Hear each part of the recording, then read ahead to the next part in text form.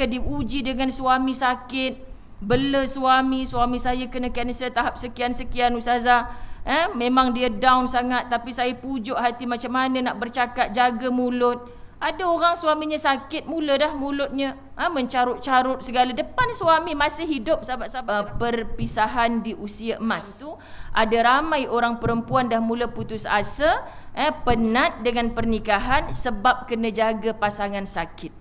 Masya Allah, muslimat dirahmati Allah. Kita sampai hari ini kalau diberi kesihatan oleh Allah, hargai kebersamaan itu, muslimat dirahmati Allah. Sebab kita tak tahu di kalangan kita. Sekarang ni cek, doktor kata, Allah makcik, kencing manis tinggi, darah tinggi segala. Suami sihat elok, muslimat dirahmati Allah. Tiba-tiba kalau Allah berkehendak, yang sihat tu pula yang tiba-tiba kena stroke, kita pula yang jaga. Abang, kenapa abang pula yang kena stroke? Yang kencing manis tu saya. Macam nak pula dia sakit. Jawapannya Allah berkehendak. Jadi muslimat, datang ujian macam tu minta. Saya baru balik daripada Jaulah Utara bersama muslimat di Utara. Ketika saya ada 10 buku lah, saya suka macam tu. Bila ada buku-buku dekat rumah yang saya rasa nak buat hadiah, kadang orang hadiah kat saya, tapi saya dah ada buku tu, saya jadikanlah dia hadiah. Saya ada 10 hadiah. Saya nak daripada ramai-ramai ni, mai datang kat depan, share apa yang kita dapat selama 24 jam ni. Masa tu kami sedang bicara tentang Aisyah si gedung ilmu. Aisyah radhiyallahu anha ni kan, kita tahu sangat mencintai ilmu dan luas pengetahuannya. Lepas kewafatan baginda Nabi Muhammad sallallahu alaihi wasallam, orang rujuk kepada Aisyah nak tanya apa-apa berkenaan dengan hukum kalau dulu bertemu dengan Rasulullah sallallahu alaihi wasallam. Jadi harapan saya ketika mereka bangun berdiri kat depan tu, bercerita tentang Aisyah yang mereka tahu daripada ilmu asatizah lain ataupun pengalaman selama 24 jam, malam tadi buat qiyamul lail, apa rasa, macam itulah. Tapi kebanyakan mereka berdiri kat depan tu cerita pasal suami. Cakap garuk kepala pulak dah makcik-makcik ni. Ni ramai yang menonton ni muslimat.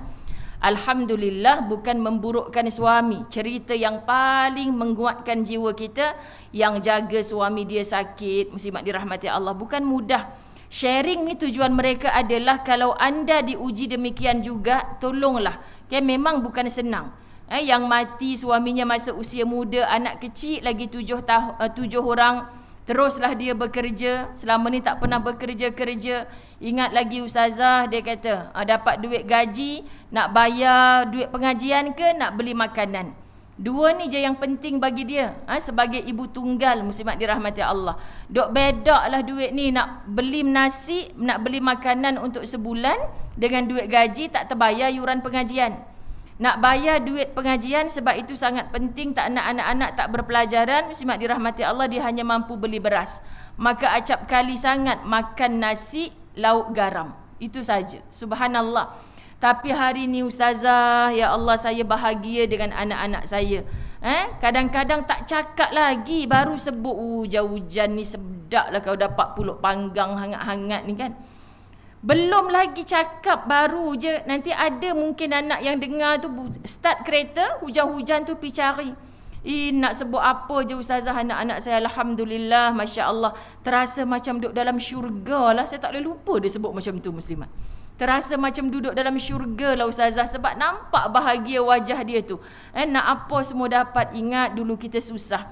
Nampak hidup cik kan? Saya percaya cik seperti hidup dalam syurga hari ni, walaupun bukan syurga yang sebenar. Sebab syurga tak tergambar di mata, takkan terdengar di telinga kita. Ia jauh lebih indah. Maksud dia tu terdetik apa je anak-anak siapkan. Umrah 2 kali dah ustazah, alhamdulillah. Ni cerita orang kampung, sahabat-sahabat muslimat. Masya Allah, tabarakallah. Saya rasa bahagianya jiwa seorang ibu. Bayangkan, saya bagi tahu dia, ramai-ramai yang mendengar cerita ni hari ni, mungkin ada, aku dulu pun susah juga. Jadi ibu tunggal, menyara anak sorang-sorang, tapi hari ni aku tak rasa macam dalam syurga pun. Anak tinggalkan aku. Sahabat-sahabat, cuba kita muhasabah sebelum bertanya-tanya kenapa aku tak dapat syurga seperti mereka. Saya cakap, cik betulkan saya kalau salah. Ketika cik diuji Allah kematian suami, sepatutnya siapa yang memberi makan anak-anak ketika itu? Adalah adik-beradik arwah suami dia. Sahabat-sahabat dirahmati Allah, ini Quran mengajar anak-anak buah kita ni, jangan biarkan mereka kelaparan. Jangan biarkan mereka dihantar sana sini. Sebenarnya yang jaga tu adalah kita, adik-beradik si mati. Jadi muslimat dirahmati Allah, seandainya anak-anak yatim ni tak dapat pembelaan seperti itu, ibu tunggalnya yang akan menjaga, yang akan menafkahi dengan susah payah.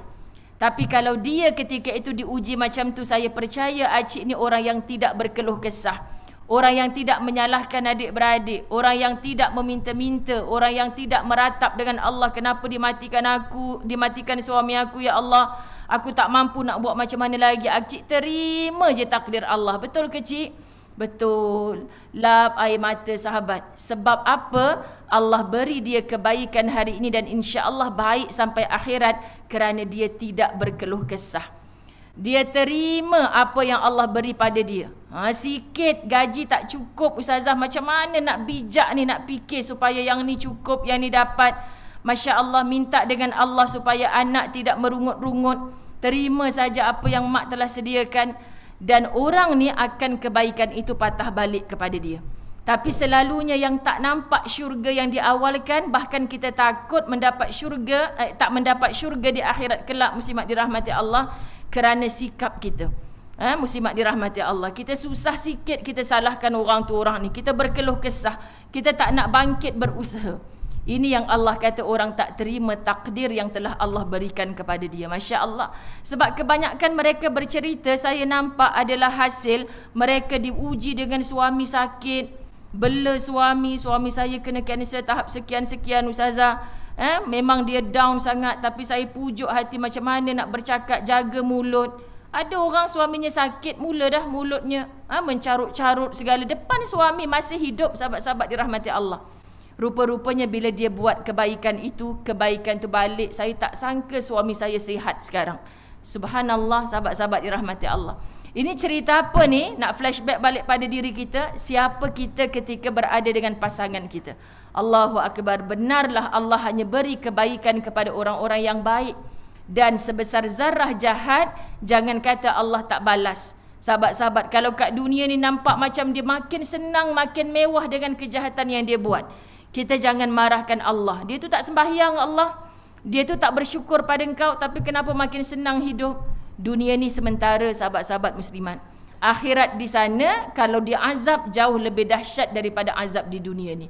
Ni kita nak set dalam minda kita, macam mana nak terus buat baik walaupun keadaan keliling tak berapa baik ketika itu. Allahu Rabbi. Alhamdulillah, kehidupan begitu indah bila kita hanya ikut dan patuh arahan. Arahan apa? Skrip yang Allah telah siapkan tadi itulah. Bacalah skrip kehidupan dengan khusyuk dan ikhlas. Maka kalian akan disukai oleh si penulis skrip dan penonton akan sebuah lakonan. Itu maksud hablum minallah, hablum minan nas yang ustazah nak kait.